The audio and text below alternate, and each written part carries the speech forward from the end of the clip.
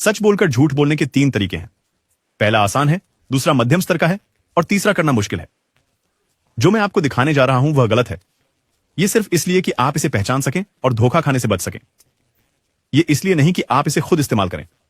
Number 1, सच्चाई बोलते हुए किसी को धोखा देने का सबसे आसान और सामान्य तरीका है कारण और प्रभाव का उपयोग करना।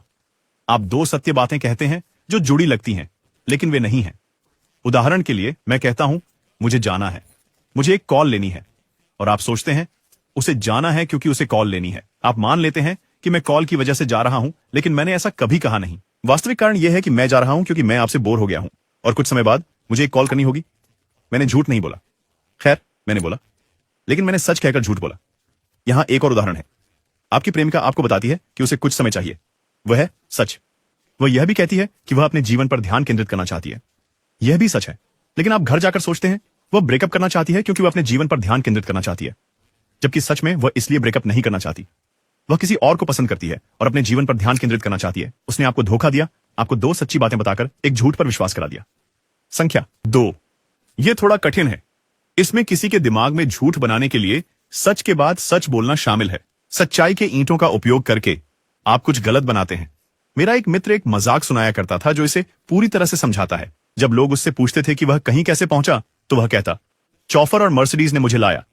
स्वाभाविक रूप से सभी ने लग्जरी कार में एक निजी ड्राइवर की कल्पना की, लेकिन सच्चाई यह थी कि उसने सार्वजनिक परिवहन का उपयोग किया था। जो उसने कहा वह तकनीकी रूप से सच था।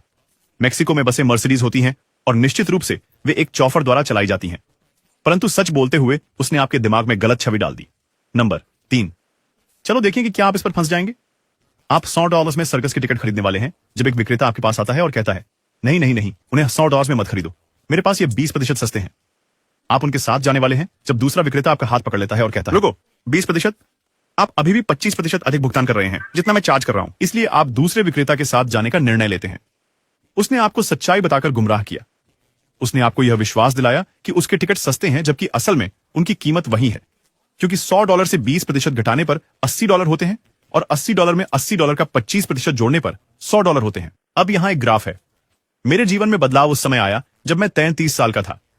तभी चीजें सुधरने लगीं क्योंकि मैंने अपनी आदतों पर ध्यान देना शुरू कर दिया। यह मैंने एटॉमिक हैबिट्स पढ़ने के बाद किया और मुझे गुस्सा आता है कि मैंने इसे पहले क्यों नहीं पढ़ा।